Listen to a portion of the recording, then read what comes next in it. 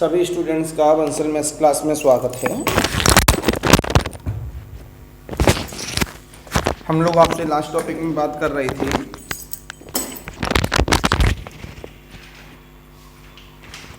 ऐसी differential equation की problem जिनका ऑर्डर सेकंड ऑर्डर है और वो कॉची यूलर्स के द्वारा नहीं लगती, तो ये स्पेशल चैप्टरों में काउंट होता है। तो सबसे पहला हम लोग इसमें रूल रेगुलेशंस के साथ में प्रॉब्लम बना रही थी और सिखा भी दी थी कैसे लगाना है। तो दो चार प्रॉब्लम और करेंगे अभी, तब नए रूल की तरफ जाना है। अगर बुक लाई हो तो बुक दे दो, आपके बुक से ही प्रॉब्लम ले लें।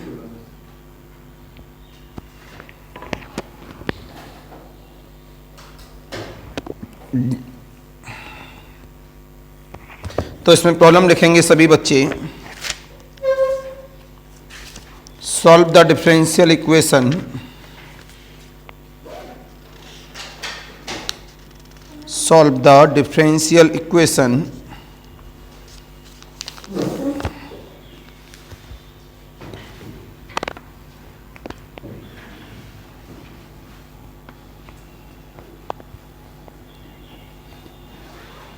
तो क्या लिखा गया? Solve the differential equation. बेटा लेक्चर ऑन कर लीजिएगा सभी बच्चे।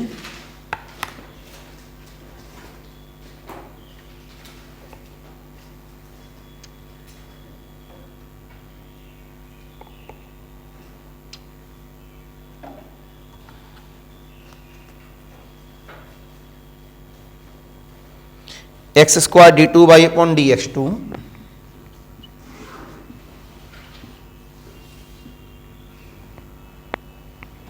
माइनस का 2x with in bracket 1 plus का x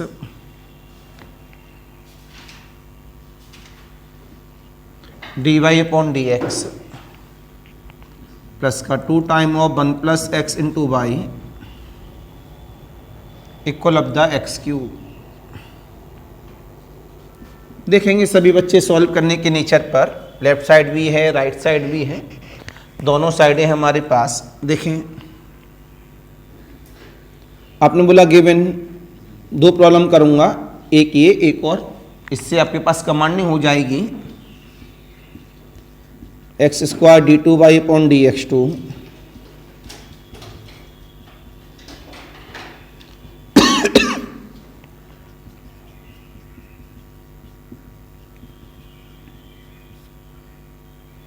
आपने यहां से एक्स स्क्वायर से डिवाइड कर दिया,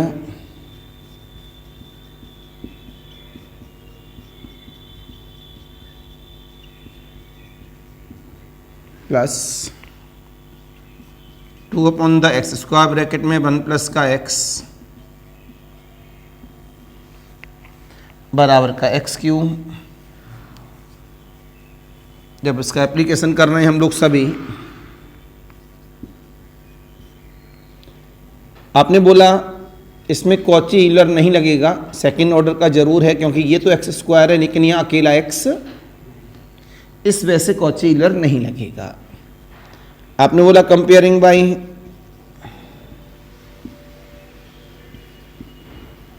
D two Y upon D X two plus का पी क्यू वाई बराबर आर। तो पी कितना है और क्यू कितना है?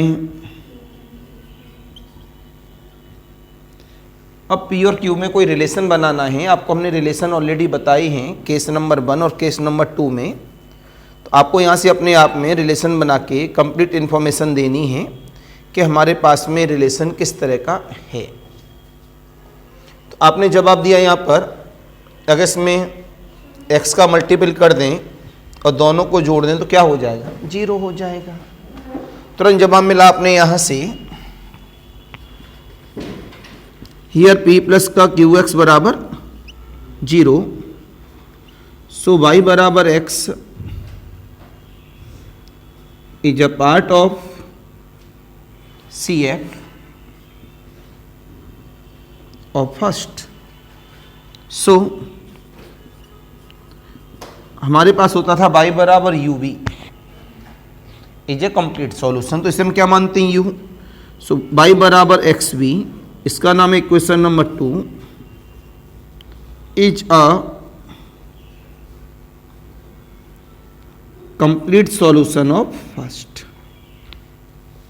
अगर ये कंप्लीट सॉल्यूशन है इसका तो इसमें dy रख देंगे, dy/dx रख देंगे, d2y/dx2 रख देंगे, सॉल्व करेंगे क्या आएगा, स्मॉल v आएगा। तो यहाँ इसके बाद आपकी ही खुद इंफॉर्मेशन चलेगी, कैलकुलेशन अच्छा बुरा सब आपके हाथ में है, जैसा भी कर लें आप सभी। तो जवाब मिला यहाँ से बाय अ सेकंड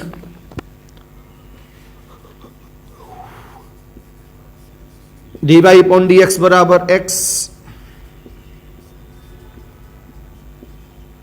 प्लस का v, तो d2y/dx2 बराबर x 2 टाइम्स ऑफ dB/dx। तुरंत आपने बोला then equation number first becomes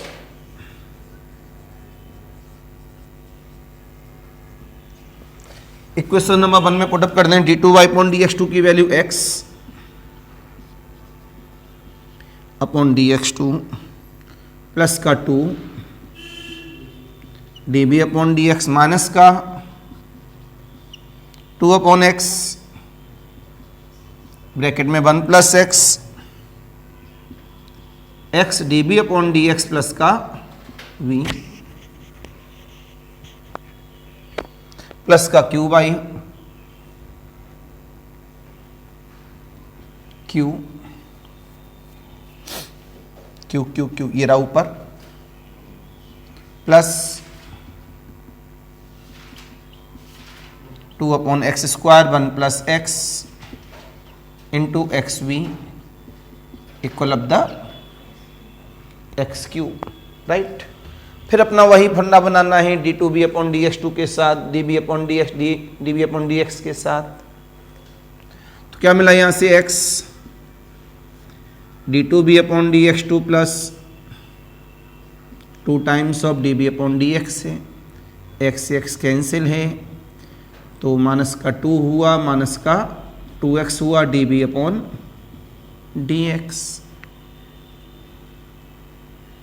minus का 2/x है, 1 प्लस x है, ये पूरा इससे cancel equal of the XQ।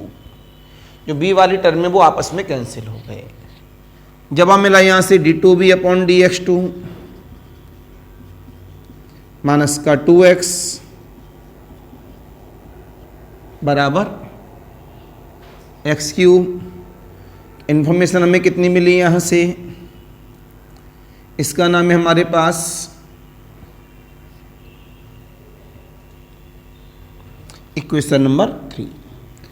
देखो आज कन्फर्म में हमारे पास में ये कैसा है, ओडी का नेचर है, सॉल्व आप ही को करना है कि ओडी तो कहाँ पड़ी है पुराने वाले सेमेस्टरों में, सेकंड ऑर्डर से करना चाहें सेकंड ऑर्डर से, लेकिन जो तरीका बता रहे हैं उसके बेस पे हम लोग आजकल क्या बता रहे थे, लेट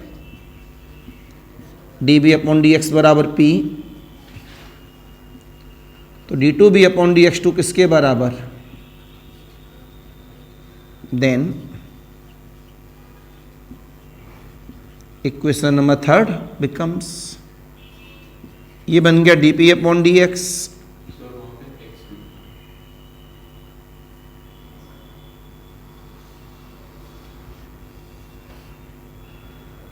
या x भी है तो पहले x से क्या कर दो, डिवाइड कर दो अपने आप में, तो कितना मिलेगा हमारे पास d2b/dx2 माइनस का 2, तो इसे इक्वेशन नंबर 3 को यहां लिख दो, ठीक है। जो नीचे रूल रेगुलेशन बना रहे हैं वो तो हम लोग बनाएंगे ही अपने आप में एक दूसरे के साथ में। तो हमने जवाब दिया इसमें कोई गलती हुई है,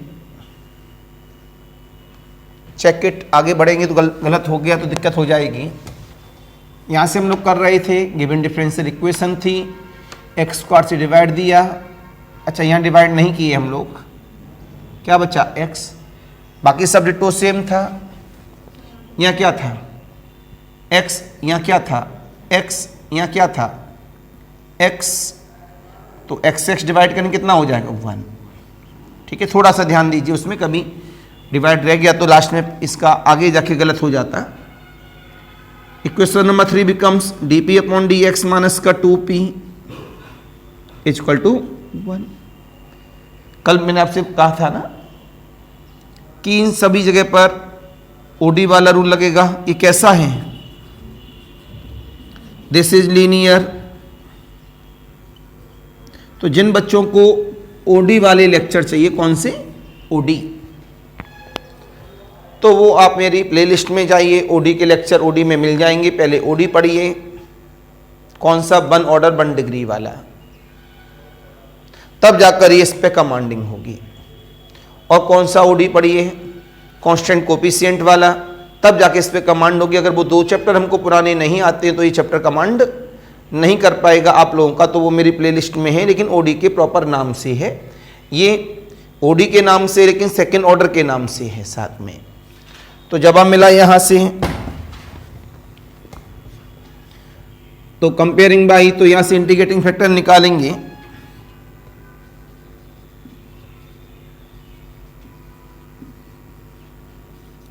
dp अपॉन dx प्लस का pp बराबर q। तो यहां से p कितना हो गया और q 1। तो इंटीग्रेटिंग फैक्टर कितना आएगा e to the power of, बोलो भाई, पी डी एक्स। p कितना है मेरे पास माइनस का 2 dx, तो कितना हो गया मेरे पास में e to the power of minus का 2x। ये कौन सी इक्वेशन है मेरे पास, इक्वेशन नंबर 4। आपने कहा solution of 4th, dependent variable into integrating factor, और राइट हैंड साइड में q into integrating factor dx plus का, गलती से ये वाला q ना लिख देना, तो यहाँ p1 q1 कर दे रहा हूं, कंफ्यूजन न हो जाए। ओके, तो p का मतलब p है अभी, इंटीग्रेटिंग फैक्टर कितना e की पावर माइनस का 2x, q1 कितना है 1, e की पावर माइनस का 2x प्लस का c। p का मतलब कितना होता है, ऊपर ढूंढा गया db अपॉन dx, e की पावर माइनस का 2x माइनस इंटीग्रेशन कर रहे हैं 1/2 e की पावर माइनस 2x प्लस का c। कट गया थोड़ा सा,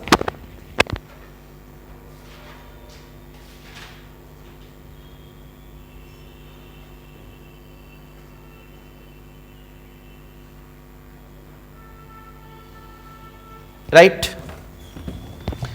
तो यहां से हमारे पास में अपने आप में कैलकुलेशन धीमे धीमे चल के आ ही रहा है। तो कितना हुआ db अपॉन dx माइनस का 1/2 प्लस c की पावर 2x। दोबारा से इसका क्या कर दो यहां पर इंटीग्रेशन, आपने कहा इंटीग्रेटिंग बोथ साइड्स,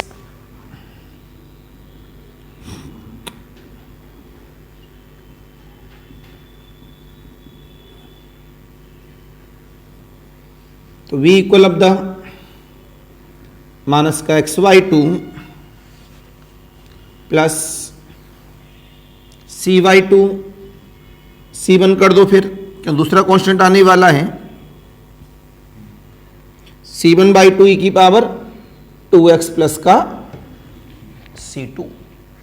ये इसका हमारे पास में क्या बन गया अपना इंटीग्रेशन। बस उठाइए b की वैल्यू को पुटअप कर दो इक्वेशन नंबर 2 में,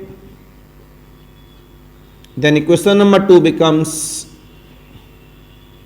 स्मॉल y बराबर माइनस का xy2 c1/2 प्लस का C2 into X, this is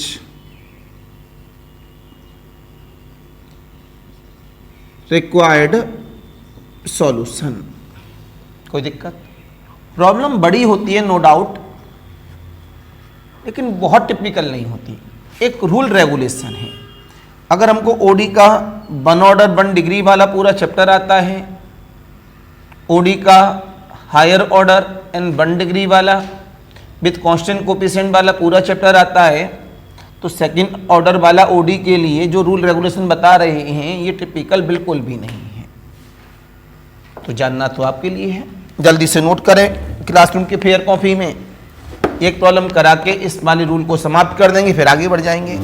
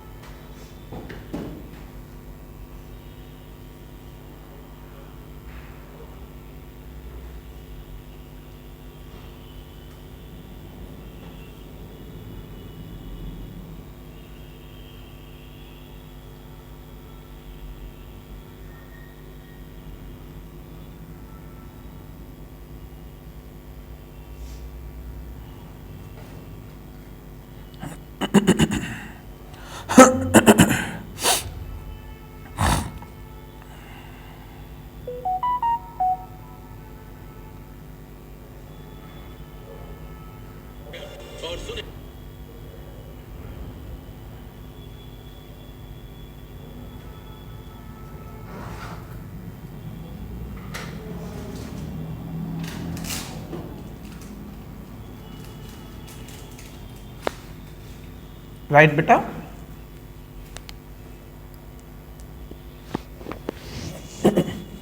जब तक आप देखो, आपको आदत तो चेंज करनी ही पड़ेगी।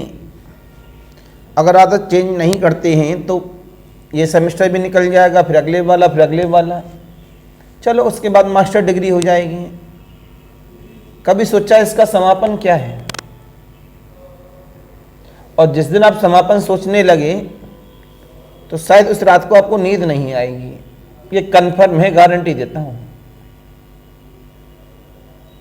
और शायद उसके अगले दिन जब सुबह होगी तो आपके अंदर काफी चेंजमेंट आ चुका होगा, लेकिन आप अभी वहां तक सोचते ही नहीं हैं।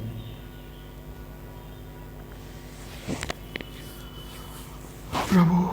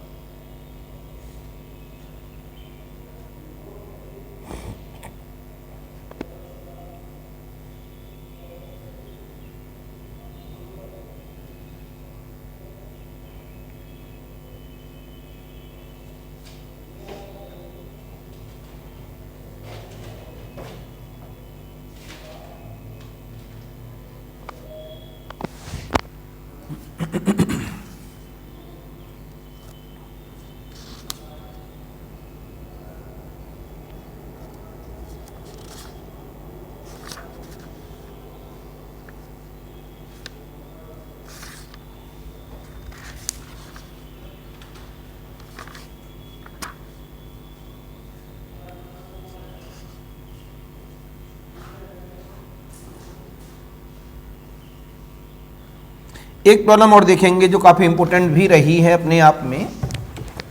तो ये जो लेक्चर है आपके लिए ऑब्जेक्टिव टच का भी है और सब्जेक्टिव टच का है। एक ही लेक्चर से आप दोनों बातें सीख जाएंगे। यहाँ पर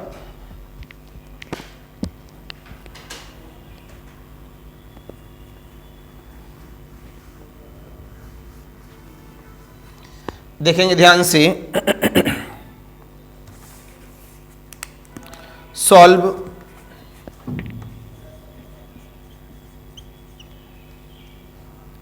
साइन स्क्वायर एक्स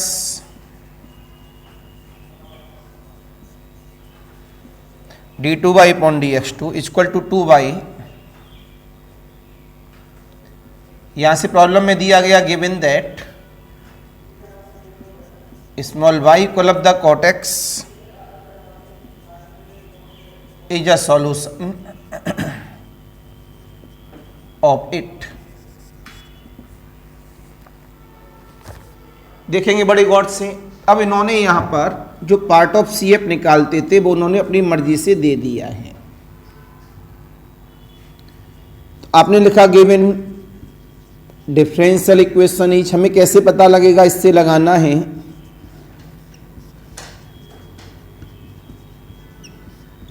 सबसे पहले तो आपने बोला सेकेंड ऑर्डर है, कॉची यूलर से लगता है, d2 के साथ में एक्स स्क्वायर नहीं है, साइन स्क्वायर एक्स है, इस वजह से यहाँ पर कॉची यूलर नहीं लगेगा। y बराबर cot x एक सॉल्यूशन दे दिया है, एक तरह से क्या इज अ पार्ट ऑफ, क्या है, is a part of solution है। इसका मतलब जो तरीका चल रहा है इसी को लगाना है। साथ में क्या बोला गया, A and D and y बराबर cot x इज अ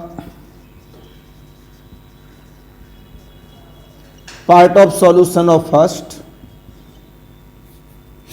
सो ये एक्स की वैल्यू हो गई, सॉरी यू की वैल्यू हो गई। सो वाई बराबर cot x into V is a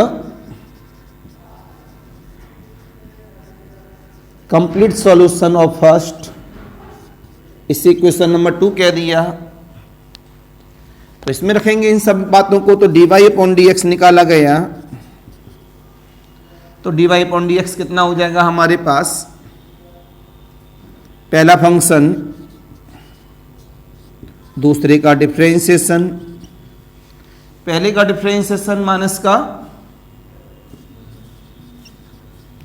cosec square x into V. क्यों बेटा लोगों, तो पता लगा यहां से हमारे पास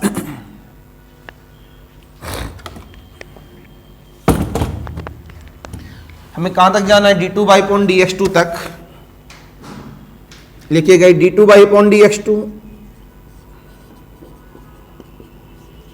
पहला फंक्शन दूसरे का डिफरेंशिएशन, पहले का डिफरेंशिएशन इनटू दूसरा फंक्शन, फिर पहला दूसरे का डिफरेंशिएशन तो सेम आ रहा है तो माइनस का 2 टाइम हो गया।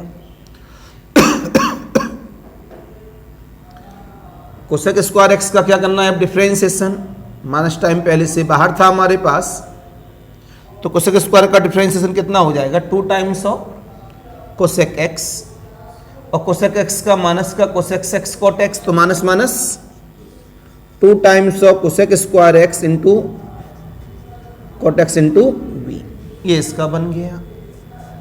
Then equation number first becomes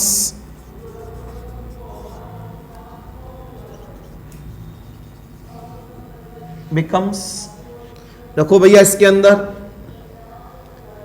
sign square x with in bracket cot x minus का 2 db अपॉन dx प्लस का 2 cosec square x into cot x into B,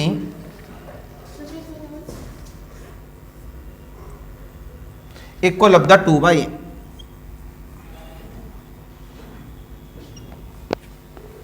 एक को लब्धा भाई, साइन स्क्वायर एक्स को अंदर ले जाओ, कैलकुलेशन को धीमे धीमे धीमे धीमे कम ज़्यादा करना है, तब जाकर अपने आप में ये सॉल्व होगा। तो कितना मिला यहाँ पर, cot X sine square X, okay, बाई की वैल्यू पुटअप नहीं की, बाई कितना है, कॉट एक्स, तो भाई कोसेक स्क्वायर एक्स से sine square X cancel, minus का 2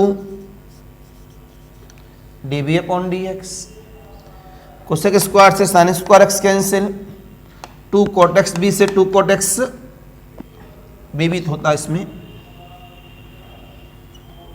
कैंसिल, क्या मिला, इक्वल टू 0।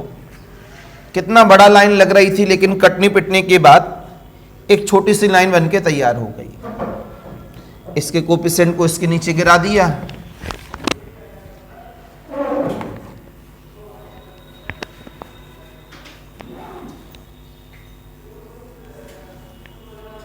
तो कितना मिला यहां से,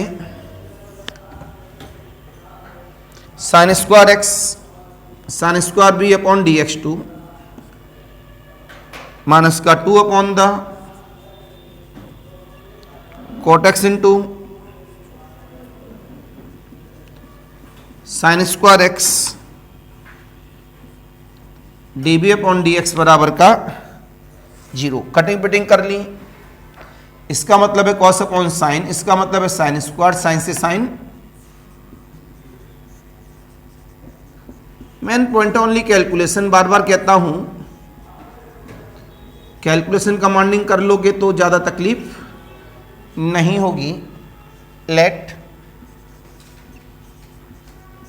db अपॉन dx बराबर p, तो d2b अपॉन dx2 बराबर D p upon D x, उठा के पुटअप कर दो। इसके अंदर तो कितना बन गया मेरे पास में,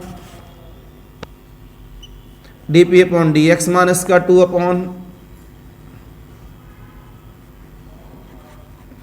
बराबर 0। इसका नाम था इक्वेशन नंबर 2, इसका नाम equation number, then equation number 3 becomes p के साथ p का फंक्शन और x के साथ, तो ले जाओ भैया D p upon p minus का 2 cos x इंटू बराबर 0। साइन एक्स का डिफ्रेंशिएशन cos x होता है, सही बात है, नहीं इसको कुछ इस तरह से बनाया जाए तो ये क्या मिला, D p upon D, D p upon P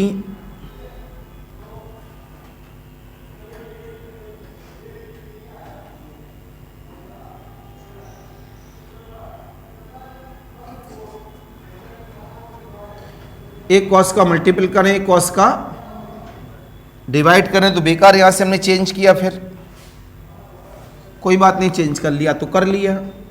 एक कॉस का मल्टीपल करें, कॉस का डिवाइड करें तो क्या बन जाएगा, माइनस का 2 अपॉन द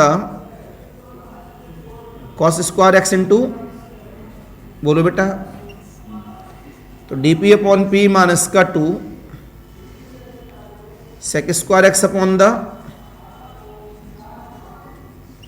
बराबर का 0। tan x का डिफरेंशिएशन क्या होता है, सेक स्क्वायर एक्स मिल गया, आपने कहा integrating both sides,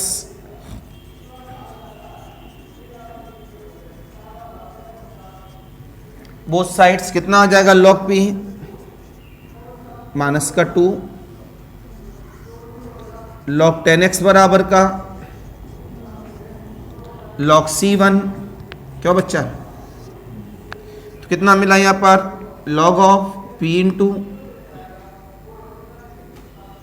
p upon the tan square x, बोलो बेटा कितना हुआ, p equal of the c1 tan square x, बोलो p की वैल्यू क्या है, d b upon tan square x को रख सकते हैं sec square x minus integrating, तो v equal of the c1 sec square x का इंटीग्रेशन, बोलो, और 1 का इंटीग्रेशन, तुरंत बोलेंगे then required solution is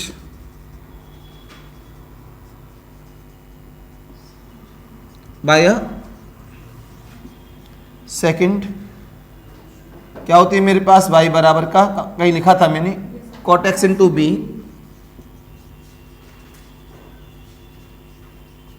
c1 of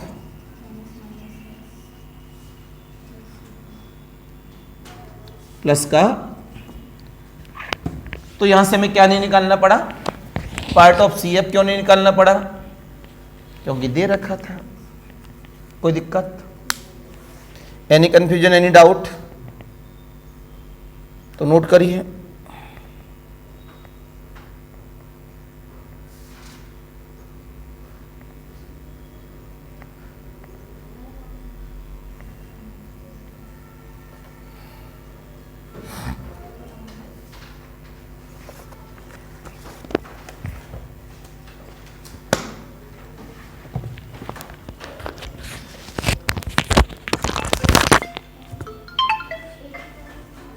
नमस्ते।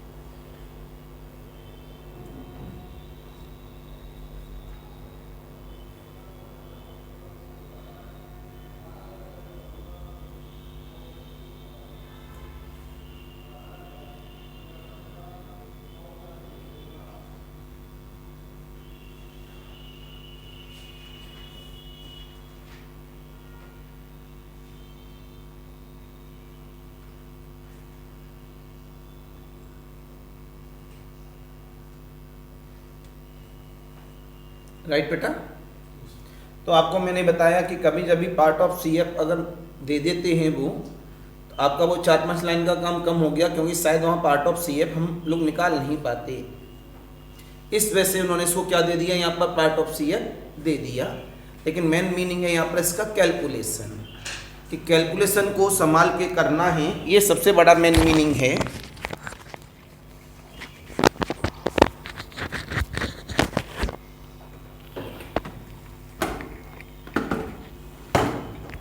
अब यहां से जवाब मिला हमारे पास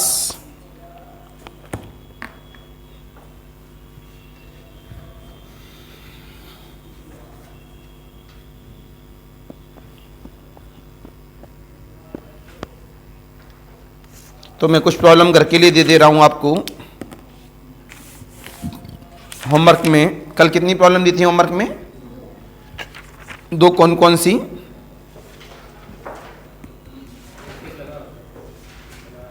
लगा है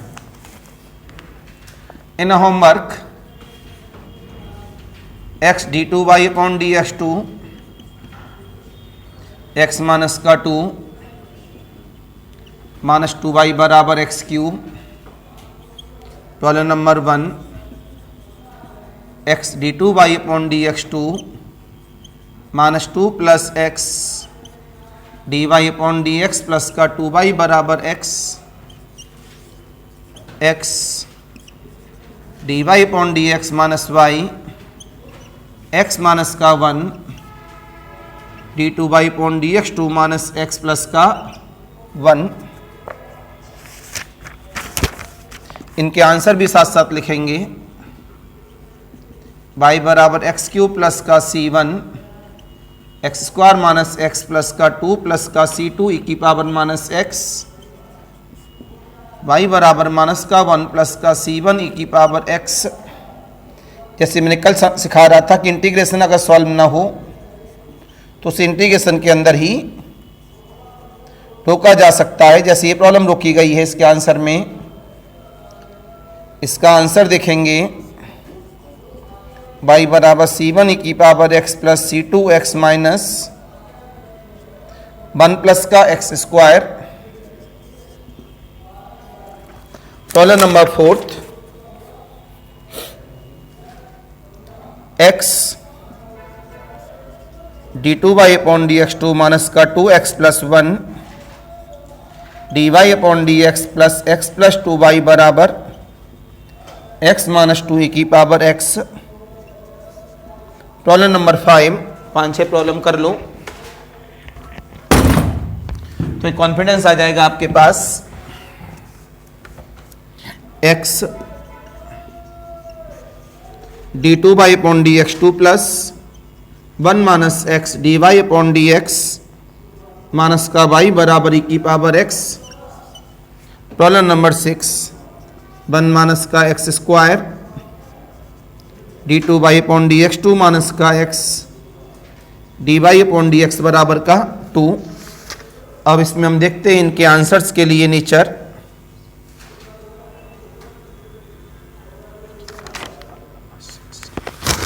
इसका आंसर आता है हमारे पास y बराबर माइनस का 1/2 एक्स स्क्वायर e की power x plus x e की पावर x प्लस का 1/3 c1 x क्यूब e की power x plus c2 e की पावर x इसका आंसर आता है हमारे पास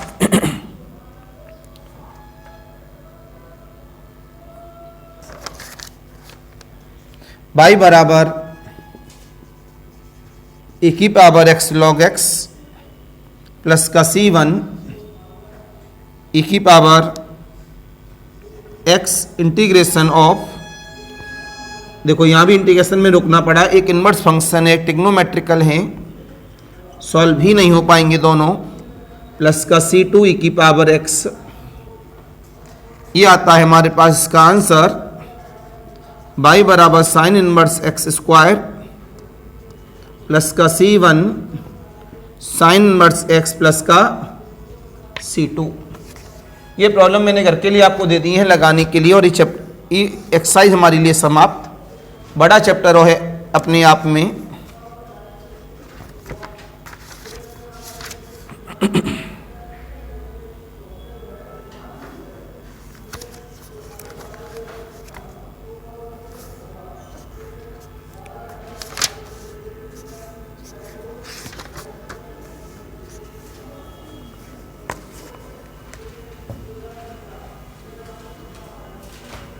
नोट करिए जल्दी से।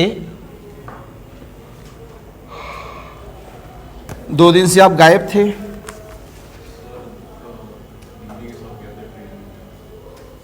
अच्छा अच्छा, अब अभी भी ट्रेनिंग हो रही है?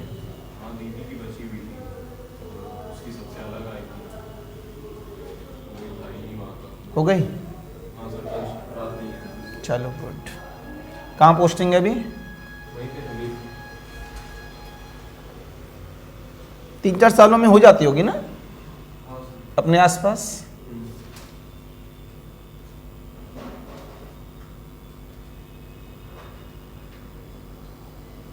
अच्छा, बच्चे जहाँ जैसे हम कानपुर में रहे तो हमारी लैंग्वेज पे ज़्यादा इफेक्ट नहीं पड़ा।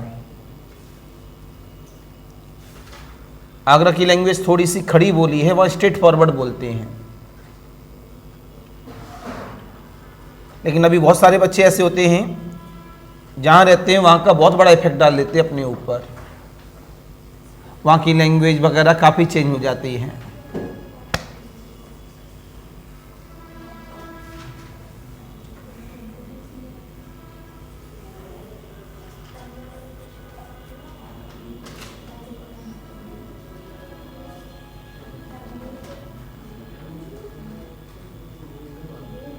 राइट?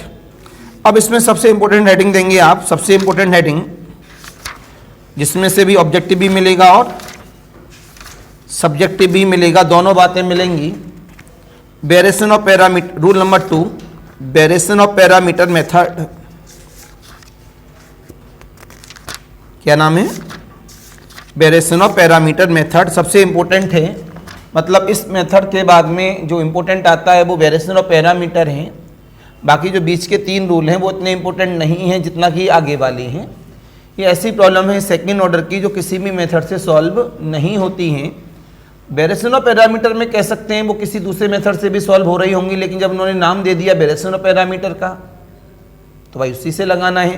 लेकिन इस वाली प्रॉब्लम में तो कोई नाम ही नहीं होगा। ये तो ऐसी प्रॉब्लम है जो किसी के द्वारा सॉल्व ही नहीं होंगी। सेकेंड ऑर्डर की प्रॉब्लम किसके द्वारा सॉल्व होती है? वेरिएबल वाली कोफिशिएंट, कॉची यूलर्स के द्वारा। कॉची यूलर्स लगेगा नहीं, कॉची यूलर्स लगेगा नहीं, कॉची यूलर्स लगेगा नहीं, इसमें भी नहीं लग रहा है, इसमें भी नहीं लग रहा है, इसमें भी नहीं लग रहा है। जब नहीं लग रहा है तो ये जो मास्टर की पढ़ाई है नॉन इंटीग्रल मेथड की, यही काम करती है इसके अंदर।